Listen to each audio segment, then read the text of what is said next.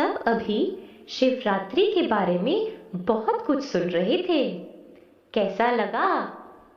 अच्छा लगा, पर थोड़ा थोड़ा समझ में आया। अच्छा, तो आओ सभी को कहानी के रूप में सब फिर से सुनाऊं। शिवरात्रि के सुंदर रहस्यों को आओ मैं सभी में फिर दोहराऊं। हाँ हाँ, सुनाओ सुनाओ। श्रीमद् भगवद गीता का है ये अध्याय 4। आओ हम सभी सुनते हैं वो श्लोक फिर एक बार।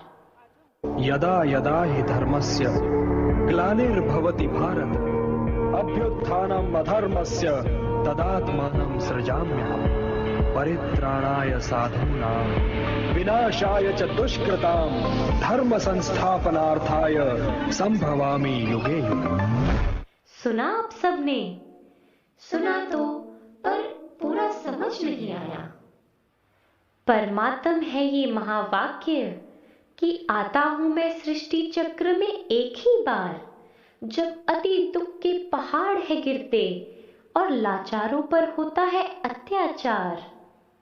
दिव्य और अलौकिक है मेरा जन्म, लेता हूं साधारण बूढ़े तन का आधार। अवतरित मैं होता हूं धरा पे, करने पूरे संसार का उद्धार।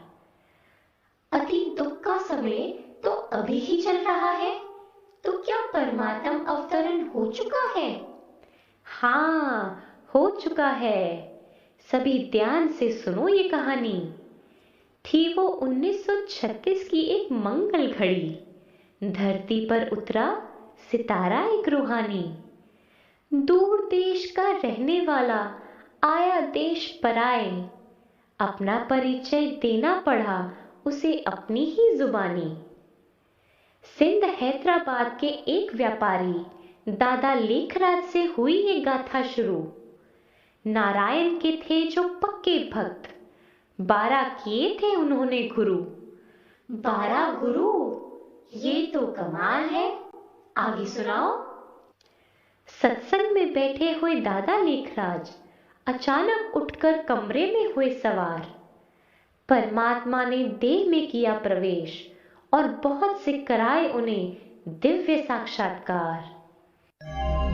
निजानंद स्वरूपम शिवोहम शिवोहम, ज्ञान स्वरूपम शिवोहम शिवोहम, प्रकाश स्वरूपम शिवोहम शिवोहम।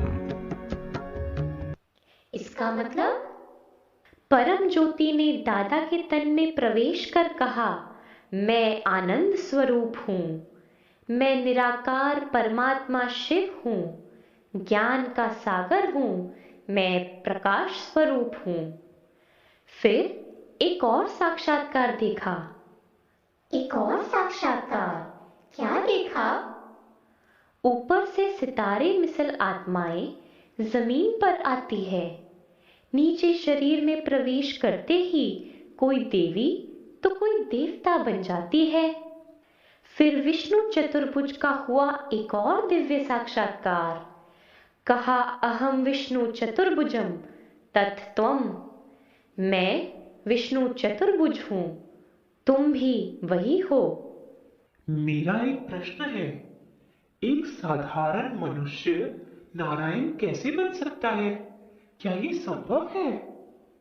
इसी संकल्प का चिंतन था दादा को दिन रात। तो परमात्मा ने सुनाई उन्हें एक और निराली बात। तुमने ही हर कल्प में इस लक्ष्य को पाया है, मैंने तो तुम्हें बस तुम्हारा ही चित्र दिखाया है। दुखों से मनुष्य को निकालने में अब सहयोग है तुम्हें मुझे देना। सृष्टि के महापरिवर्तन के कार्य में अपना रथ है तुम्हें मुझे देना। उसी क्षण अपना तन मन धन समर्पित कर दादा ने परमात्मा को ऑफर किया। परमात्मा ने भी दादा को बदले में प्रजापिता ब्रह्मा का नाम दिया। अच्छा, ऐसा हुआ? ये तो बड़े अचंभे की बात है। और सुनाओ। निराकार परमात्मा को ब्रह्मा साकार कर दिखलाए, इसीलिए तो ब्रह्मा सृष्टि के रचयिता है कहलाए।